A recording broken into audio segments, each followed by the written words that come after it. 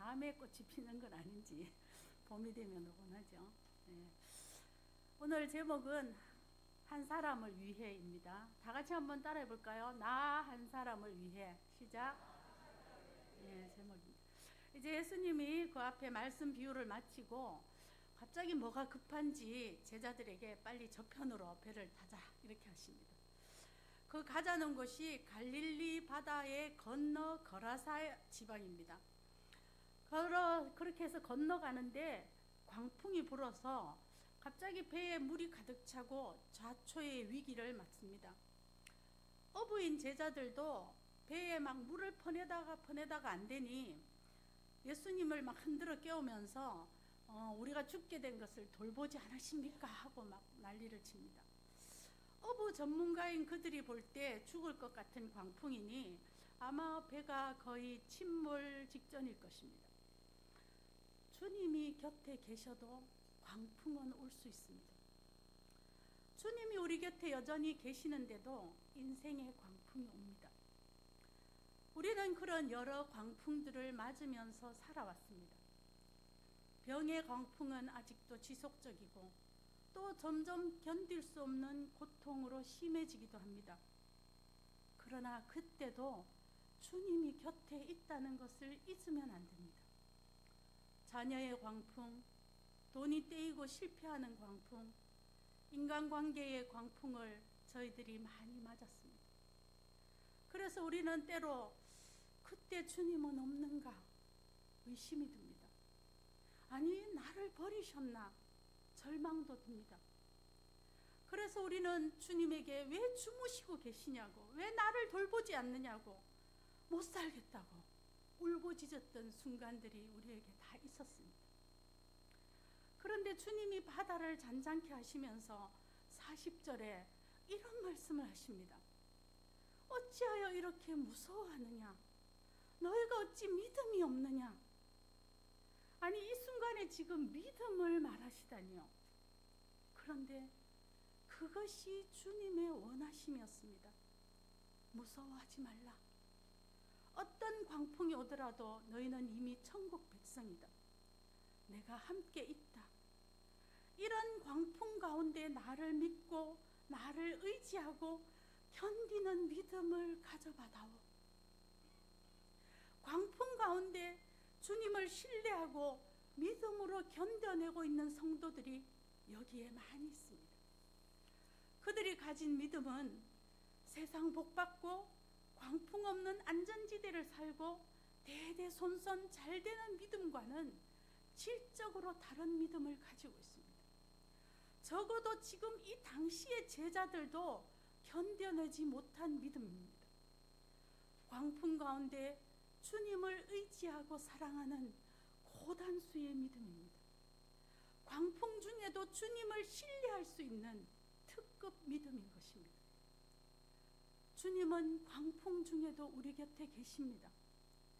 주님은 이런 인생의 광풍을 무서워하지 말고 담대한 믿음을 요구하고 있습니다.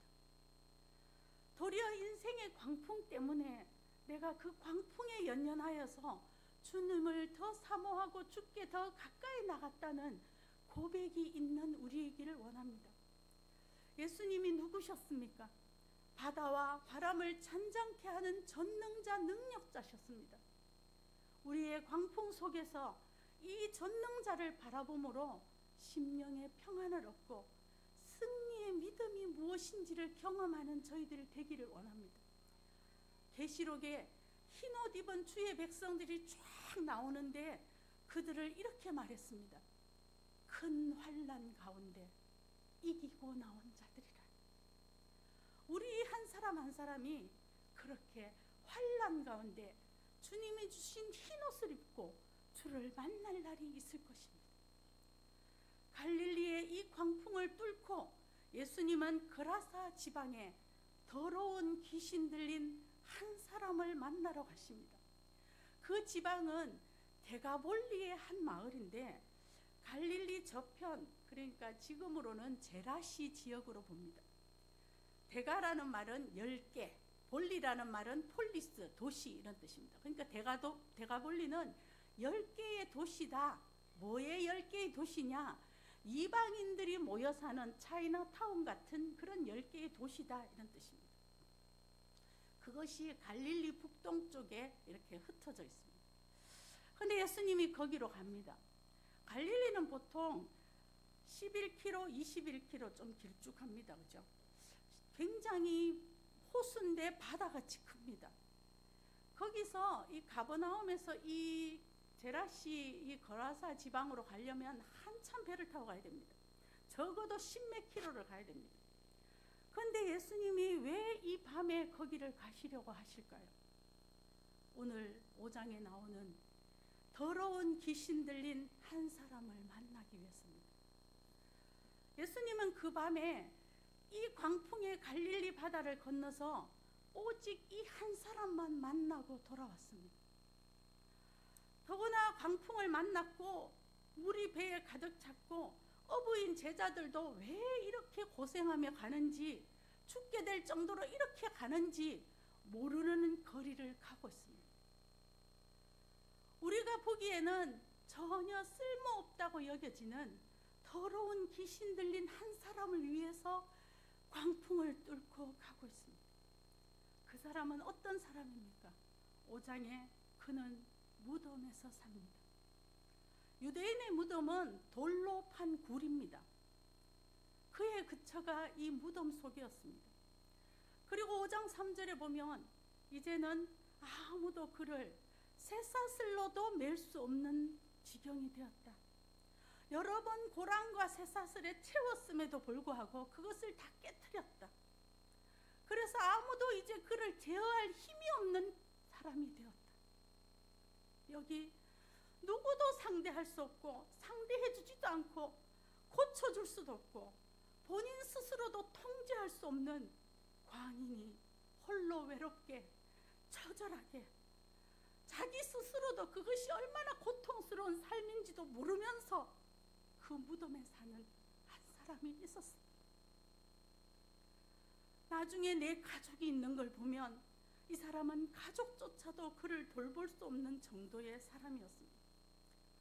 사회도 가족도 통제할 수 없는 사람, 그 거처가 무덤인 이 사람을 만나기 위해 주님이 광풍을 무릅쓰고 그 밤을 지나 그에게로 가십니다.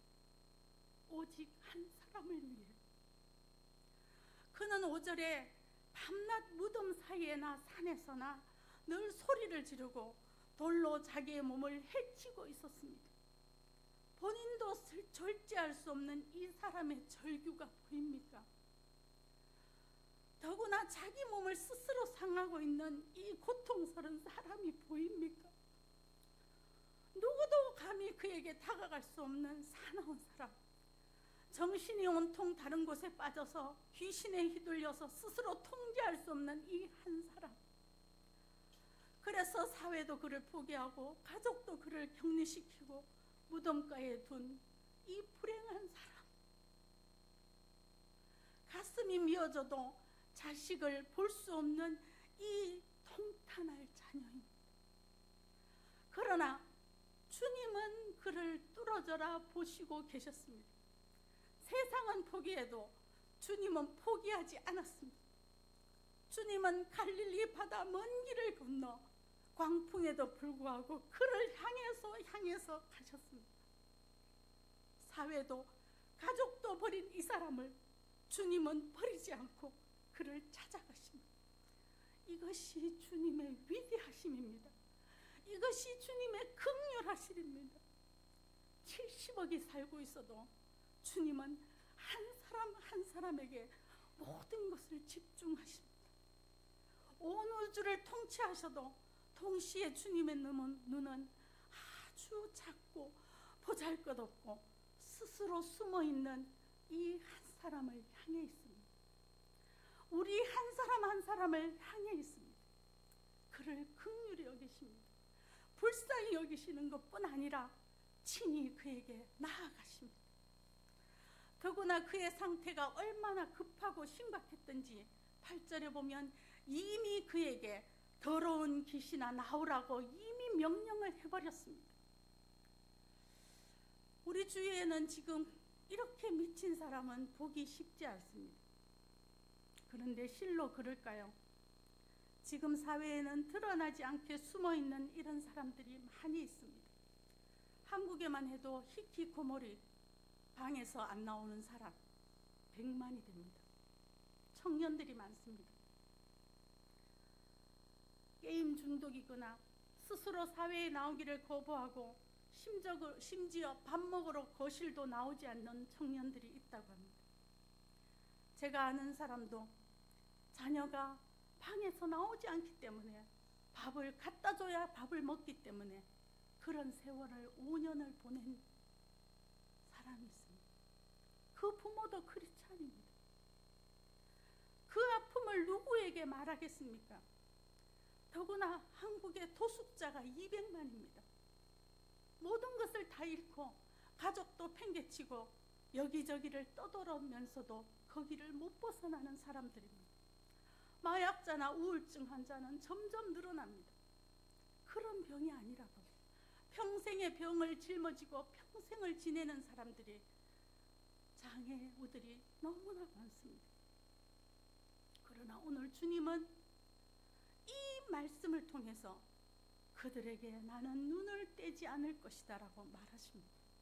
그들에게 의학적인 치료도 필요하지만 무엇보다 중요한 것은 영적인 치유입니다. 아무리 2000이나 되는 군대 귀신이 그를 둘러싸고 있었어도 주님은 그 귀신들을 말씀 하나로 물리쳤습니다. 그를 치유했습니다. 그의 정신을 온전하게 만들었습니다. 그를 구원했습니다. 그 인생을 건졌습니다. 그를 새 피조물로 만드셨습니다. 심지어 사람들이 아까워하는 돼지 2000마리도 이 한 사람을 위해 아낌없이 사용했습니다.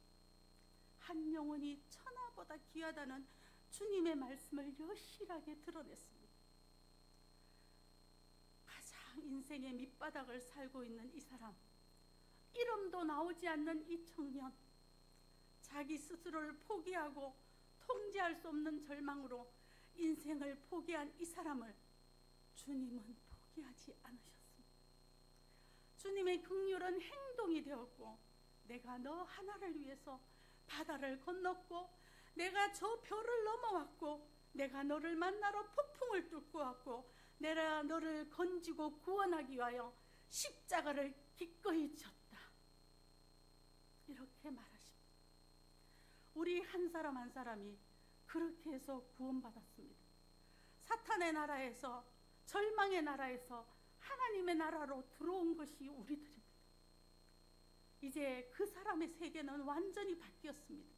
집착에서 벗어났습니다. 상처에서 벗어났습니다.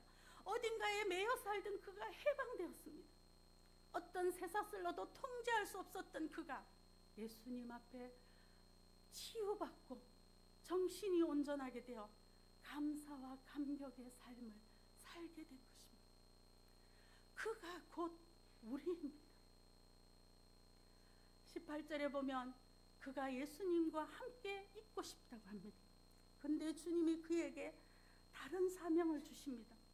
집으로 돌아가 주께서 내게 어떻게 큰 일을 행하사 너를 불쌍하게 여긴 것을 가족과 주위에 알려라. 나를 전하라. 쓸모없고 패만 끼치던 사람, 인생을 포기한 이 사람에게 주님이 사명을 주셨습니다. 먼저 너의 가족에게 은혜와 나의 큰 일을 알려달라. 오랫동안 아픈 자식을 가슴에 묻고 울고 있었던 그 가족에게 돌아오는 기쁨과 찬양과 환희가 보이지 않습니까? 그림으로 느껴지지 않습니까? 세상에 없는 것보다 더 가슴 아프게 하던 이 자식의 치유뿐 아니라 이제 믿음을 가지고 그 믿음을 전하는 이 자녀를 안고 아마 통곡하고 울었을 것입니다. 그리고 다 함께 주님께 무릎을 꿇고 경배했을 것입니다. 우리 한 사람 한 사람에게 이 구원의 여정을 주신 분이 바로 예수님입니다. 그분의 긍휼과 그분의 용서하심과 계속 어긋나감에도 불구하고 계속 불러오심에 여기 이 자리에 우리가 와 있는 것입니다. 포기 않으시는 그 눈길 때문에 지금 여기 앉아 있는 것입니다.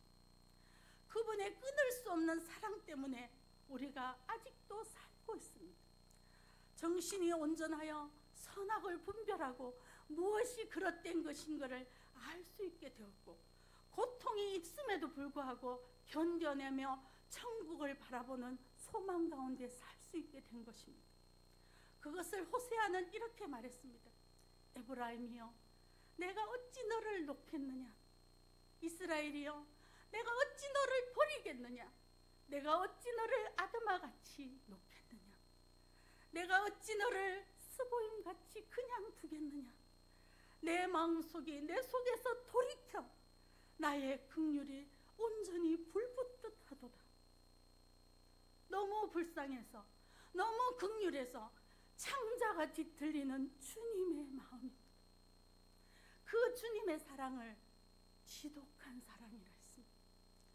이 불붙는 사랑, 이 불붙는 긍휼, 지독한 사랑으로 우리가 구원받게 된 것입니다.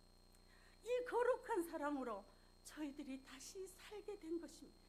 이 끊을 수 없는 사랑으로 지금 삶이 고통하고 힘들다 할지라도 주의 사랑이 우리를 애워싸기 때문에 다시 살아가는 것입니다. 이제 주님이 인생의 광풍에도 내가 너희와 함께하니 믿음으로 이기는 건장한 특급의 믿음자가 되어달라. 이제 주님이 너 하나를 위해 모든 것을 버린 이 창자가 끊어질 것 같은 나의 사랑을 받아주고 그것을 잃지 말고 나에게, 주위 사람들에게 이 사랑을 전해달라. 이것이 주님의 오늘 부탁이었습니다. 기도하겠습니다. 사랑하는 아버지 하나님,